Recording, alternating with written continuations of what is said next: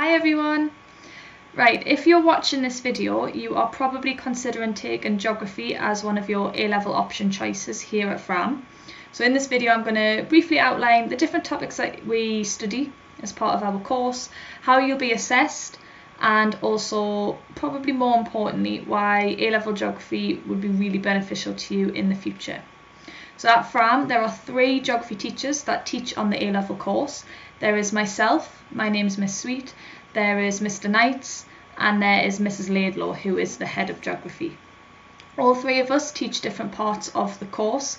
Myself and Mr Knights focus more on the physical geography aspect of the course, while Mrs Laidlaw focuses on the human geography aspect. So if you were to study geography at FRAM, probably the most exciting thing, or the thing that people remember the most, is the different field work that they do. So on the screen there you can see loads of different photos of previous years, previous cohorts completing their field work.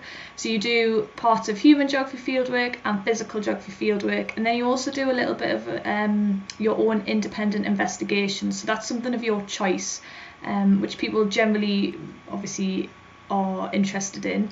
And tend to do very well in that, and that's kind of coursework based. So you'll see on the next couple of slides how you get assessed in kind of 2 different ways. So the course overview you can see there on the screen. In year 12 you do 2 physical geography topics and 2 human geography topics, and towards the end of the year, kind of in the summer term, that's when we complete our field work. So the physical topics you do with myself or Mr Knights would be tectonic processes and hazards. So that's kind of your volcanoes, your earthquakes, but kind of looking at that in a little bit more detail at how these hazards can affect people, how they can impact government decisions, and kind of who the key players are in determining if an area is safe, kind of looking at all the different people that would be involved. You do lots of case study research and information, so we kind of look at various case studies in a lot of detail and kind of analyse what the impacts of those hazards were.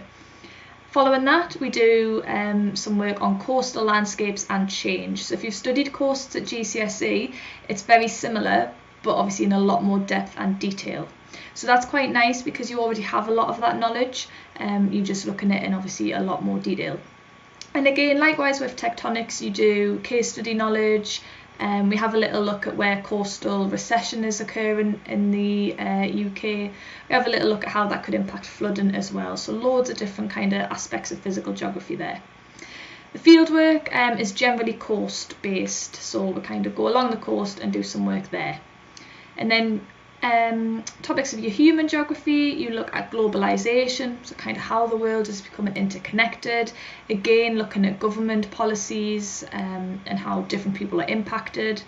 We look at regenerating places as well, so how places have changed over time, again looking at some in-depth case study there. And then you obviously do your human geography fieldwork. Normally it's in Newcastle city centre. And then when you go into year 13, again, you do your physical modules and your human modules. Physical geography includes the water cycle and water insecurity. So kind of looking at the hydrological cycle, local drainage basins, and then looking a little bit more detail into areas globally that are suffering from water insecurity. And once again, looking at the key themes of who's involved there. So kind of which countries are going through periods of water insecurity, what different governments are doing to try and tackle that, and we look a little bit about conflict regarding water as a resource, and kind of how that conflict can be solved between countries. Again, looking at a lot of kind of real life case study examples. After that, you go on to the carbon cycle and energy security. So again, similar to the water cycle, but obviously you're looking at how carbon is kind of transferred and how there are issues revolving energy security as well. Then your human geography, you look at superpowers, so kind of the USA as an example. How is it a superpower? What makes it a superpower? What impacts does that have on kind of geopolitical relationships with other nations? And then lastly, you look at health, human rights and intervention. And then in year 13, you also have your independent investigation, like I mentioned just before. So that's your coursework, so that's worth 20% of your final grade. And it's obviously not exam based, that's all coursework, so it's a nice way to kind of boost your grade up a little bit. And again, it's based on something that you choose, so you choose your topic and you investigate it. So because you've chosen it, it's obviously going to be a lot more interesting to you, and people generally perform a little bit better. And then examination wise, we've got physical geography paper, which is worth 30%, your human geography paper, also worth 30%. But you also have paper 3, which is a synoptic paper, and that kind of ties in all of your geographical knowledge together. And you normally get a resource booklet, and you're asked to answer questions on that. In terms of being able to get onto the course, we ask that you achieve a grade 5 or above in your GCSE geography, just so that you've got kind of that prior background knowledge. But in addition, a grade 5 in English and a grade 4 in maths. And the reason we ask those is there are a few maths components of the A-level geography course, especially when we're doing our coursework and we're looking at statistics and we do some statistical analysis. But in addition, in your resource booklet, you will get given graphs that you have to interpret and analyse as well. And obviously grade 5 in English, because some of your answers are extended writing answers, and you do get a few marks for your spelling and grammar and your use of specialist terminology. So we ask that, grade 5 in English, so that helps you with that. So again, I've kind of talked about what topics you would expect on those papers, but in terms of the types of questions you would be asked, on your physical paper and your human paper, you get asked a mixture of kind of short, open questions, open response and resource linked questions. So these could be kind of 4 mark, 6 mark. You might get a 6 mark explain question, for instance, which would all be knowledge based. But then we also have extended writing questions of 12 marks and 20 marks. And in these extended writing questions, the key skills there are assess and discuss and examine. So you're kind of having to put all of your knowledge together and reach a judgment. Okay, so those are some of the exam skills that you will gain from doing this course. There may be some maths questions involved as well, so calculators are allowed. And then paper 3, which is your resource booklet, your synoptic geography. Again, you get short, open response and resource linked questions. But you can also get 8 mark questions and a little bit longer extended writing questions. So you're looking at 18 mark and 24 mark questions as well. But once again, calculators can be used. So in terms of the independent coursework, it's non-examined, so it is coursework, you do it in your own time. And it's worth 20% and it's out of 70 marks. So as I mentioned earlier, the student kind of chooses your own investigation or your question that you're going to research. And it is optional, it's up to you what you choose, as long as it does link to an aspect of geography that's within the spec. Okay, so it can be physical or human. It must include fieldwork data, so you have to go out and do your own bit of research on it. And normally you have a bit of secondary data to back up your arguments. When you're doing your report, there's a mixture of doing a literacy review or a bibliography literary review, which is really useful, especially if you are considering going on to university. It gives you kind of a little bit of an idea of what to expect when you're doing university essays or your dissertation.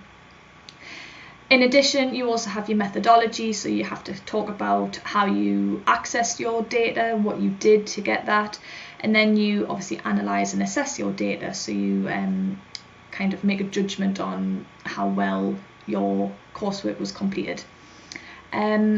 Usually it's about 3,000 to 4,000 words, so it is a big chunk of time. Usually that's done kind of end of year 12, kind of start of year 13. It's usually finished by Christmas time, so it's kind of done out the way, so that between Christmas of year 13 and summer you're kind of revising all of the topics for your examinations. In terms of recommended reading, obviously as I've mentioned, the course is split up into human and physical, so you get 2 different textbooks to accommodate that. They are provided by us, but if you wish to get your own, you absolutely can. So we've got some images of the textbooks there on the screen for you. In addition to that though, doing A-level geography, you are expected to kind of enhance your learning by doing your own independent reading. So we've got a geography reading list, which again mirrors kind of what you would expect at university, where you get given a reading list and you're expected to read widely around the subject. So we've got a recommended reading list there. Obviously the main thing as well is keeping up to date with the news to kind of enhance your case study knowledge as well, because there is always parts of this course that's in the news all the time, and it's about making sure that you're kind of up to date with real world life events. In terms of other subjects that you may consider choosing, obviously part of the course is physical geography, so any natural kind of science-based subjects would be useful to help consolidate some of the knowledge, such as physics, chemistry or biology, but it is possible to complete the course without taking those subjects, so you don't need them, but they may be useful, especially when looking at kind of the carbon cycle and some of the more complex knowledge. In terms of the human geography course, that links well to other subjects like business, economics, politics, kind of looking at these world issues, and it'll help you understand wider global issues, but again, it's not essential, you don't have to take these subjects, but they may help you. In terms of university courses and careers, why A-level geography would be useful, there's a variety of jobs that link directly to studying geography. Some of those examples are a cartographer, a town planner, residential or a commercial surveyor, environmental consultant. Those types of jobs link directly to geography, but due to the nature of studying geography as a diverse qualification, it gives you the skills that lots of universities and employers look for. So in terms of your writing skills, for instance, you are able to effectively evaluate and assess. So you have those skills that will be useful in a wide range of jobs. Through completing your field work, you gain skills such as being able to make a judgment on your own work. You can analyse kind of how effective you are. And with that, you get public skills as well. So you have to speak to members of the public. So once again, kind of loads of skills that any employer, any potential employer would look for.